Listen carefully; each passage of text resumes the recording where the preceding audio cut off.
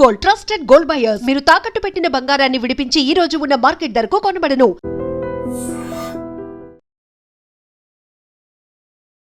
నమస్కారం, welcome to I dream. ధర్మ మార్గం విత్ విజిత కార్యక్రమానికి స్వాగతం.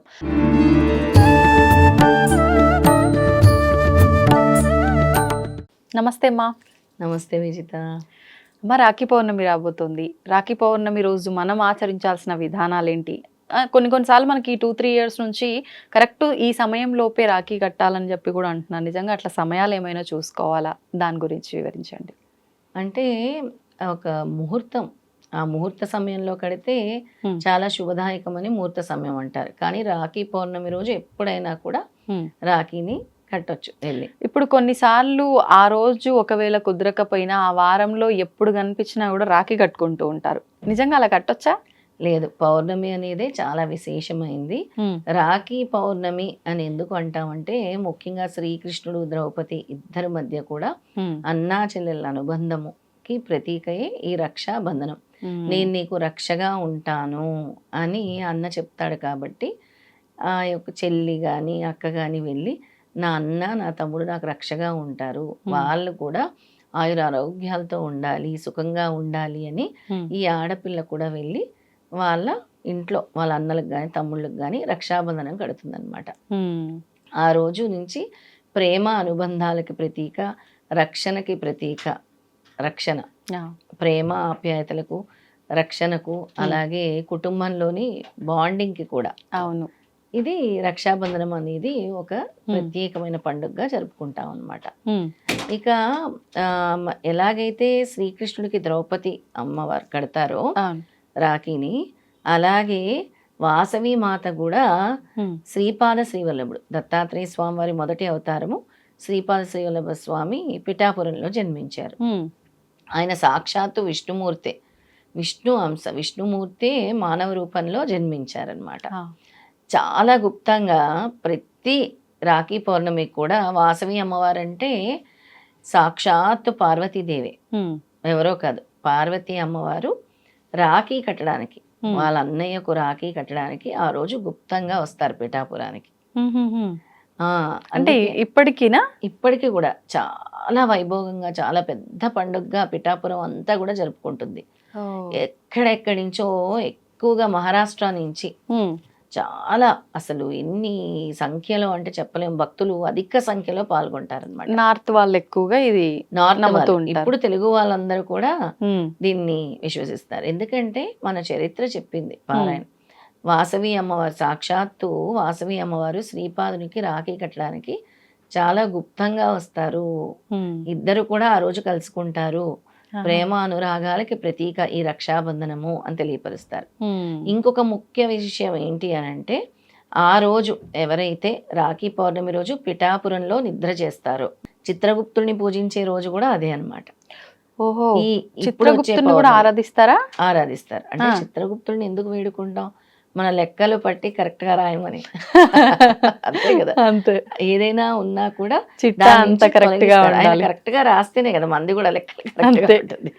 జనన మరణాల నుంచి తప్పించేది కూడా, మరణాల నుంచి తప్పించేది చిత్రగుప్తుడే. అంటే యమధర్మరాజు ఉంటారు, కానీ యమధర్మరాజుకి ప్రతిదీ అందించి చెప్పేది ఎవరు? చిత్రగుప్తుడు. అందుకే ప్రతిరోజు అసలు మనం భోజనం చేసేటప్పుడు కూడా చిత్రగుప్తుడికి ఒక ముద్ద పెడతాం. దాని బలి ముద్ద అని కొంతమంది అంటారు, చిత్రగుప్తుడి కోసం ఒక ముద్ద అని కూడా కొంతమంది అంటారు. మొదటి ముద్ద, ఆ ముద్ద తీసి పెడతారు ప్రతిరోజు భోజనం చేసేటప్పుడు. చాలా మంది దీన్ని పెట్టడం వల్ల, ఆ ముద్ద తీసుకెళ్లి మనం కాకులకు పెట్టడం వల్ల వాళ్ళకి ఆహారాన్ని అందచేసిన వాళ్ళం అవుతాము. అలాగే మన యొక్క, అంటే వాళ్ళకి ముందు మనము ఈ ముద్దను తీసి పెడుతున్నాం, మనకి ఏ విధంగా అయితే ప్రకృతి మనకి దీన్ని ఇస్తుందో ఆ విధంగా తిరిగి మనము సమర్పిస్తున్నాము ఈ యొక్క ముద్దని అని అన్నమాట. అయితే ఆ రోజు పిఠాపురంలో ఎవరైతే రక్షాబంధన్ రోజు నిద్ర చేస్తారో, రాఖీ పౌర్ణమి రోజు చిత్రగుప్తుడు వాళ్ళ యొక్క లెక్కల చిట్ట, కర్మల చిట్ట అని తొలగిస్తారు. తప్పకుండా తొలగిస్తారనమాట. అందుకే అందరు భక్తులు కూడా, దత్తాత్రేయ భక్తులు ముఖ్యంగా ఎంతో విశేషంగా ఈ పండుగని జరుపుకుంటారు. అలాగే మేము పోయిన సంవత్సరం పిఠాపురంలో వాసవి అమ్మవారికి అంగరంగ వైభోగంగా మేమంతా సారి కూడా తీసుకువెళ్ళాము. వాసవి అమ్మవారి గుడి నుంచి అక్కడ అమ్మవారు రాఖీలు మళ్ళీ అక్కడి నుంచి పట్టుకొని శ్రీపాదుల వారికి తీసుకొచ్చి రాఖీలు కట్టడం జరిగింది. సారె రూపంలో పసుపు కుంకాలు అన్ని కూడా మళ్ళీ ఇక్కడ నుంచి అక్కడికి సారే అవన్నీ తీసుకెళ్ళి మళ్ళీ అమ్మవారి గుడి నుంచి మళ్ళీ శ్రీపాదుడి దగ్గర తీసుకొచ్చి అక్కడ అమ్మవారి గుడికి ఎంతమంది అయితే వచ్చారో అందరు స్త్రీలకు కూడా ఆ స్త్రీలకు అందరికి కూడా పసుపు కుంకాలు పంచడం జరిగింది. చాలా అద్భుతంగా పసుపు కుంకాలు బాపనార్యుల స్వగృహం వాళ్ళు నిర్వహిస్తారు ఈ కార్యక్రమాన్ని పిఠాపురంలో. చాలా అంగరంగ వైభోగంగా అక్కడ దేవస్థానం వాళ్ళు కూడా, పిఠాపురం దేవస్థానం వాళ్ళు కూడా నిర్వహిస్తారు ఈ కార్యక్రమాన్ని. ఓకే, ఎప్పటి నుంచి జరుగుతున్నాయమ్మా అక్కడ ఇలాంటి కార్యక్రమాలు ఇవన్నీ కూడా? అంటే ఇక్కడ అమ్మవారు వస్తుందని ఈ విధానము ఇవన్నీ నమ్మటం ఇవన్నీ ఎప్పటి నుంచి జరుగుతున్నాయి? 13వ శతాబ్దంలోనే శ్రీపాద శ్రీవల్లభులు జన్మించారు పిఠాపురంలో, 13th centuryలో. మనం ఇప్పుడు 20వ శతాబ్దంలో ఉన్నాం. అప్పటి నుంచి తరతరాల నుంచి దీన్ని ప్రతీకగా చెప్పుకొని ముందుండే తరాల వాళ్ళు ఆచరిస్తుంటే ఇప్పుడుండే తరాల వాళ్ళు దాన్ని చూసి ఆచరిస్తూ వస్తున్నారు.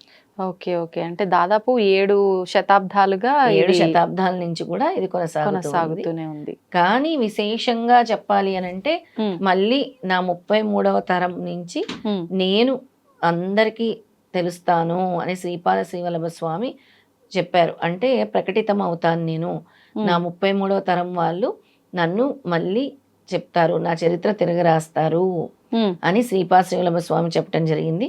అందుకనే 2011 తర్వాత నుంచి దత్తాత్రేయ స్వామి, శ్రీపాద శ్రీవల్లభ స్వామి మరింతగా భక్తులకి తెలవటం జరిగింది. మరింతగా ఈ వేడుకల్ని అక్కడ అంగరంగ వైభోగంగా జరిపించడం జరిగింది. అంటే ఆయన చెప్పిన ఆల్రెడీ అది స్టార్ట్ అయిపోయింది అని అంటున్నారు. స్టార్ట్ అయిపోయింది. ఓకే, ఆయన అప్పుడే చెప్పారు, 11వ శతాబ్దంలోనే శ్రీపాద శ్రీవల్లభులు చెప్పారు.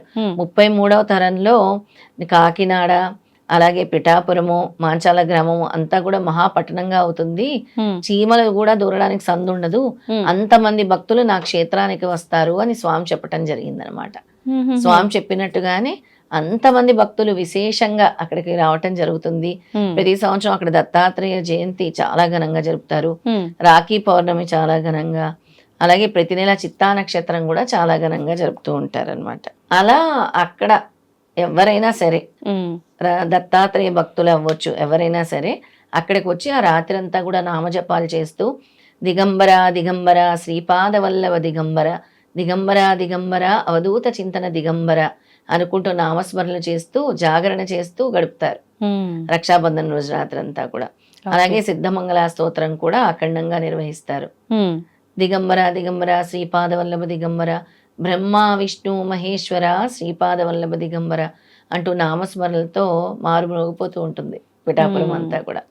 అంత బాగా జరిపిస్తారనమాట. అంటే సాక్షాత్తు త్రిమూర్తి స్వరూపంగా భావించి ఆయనని ఆరాధించటమా ఇప్పుడు మీరు అన్నట్టుగా బ్రహ్మ విష్ణు మహేశ్వర దిగంబర అని అంటే? అవును, సాక్షాత్తు బ్రహ్మ విష్ణు మహేశ్వరుడు కలిస్తేనే దత్తాత్రేయ స్వామి అవుతారు.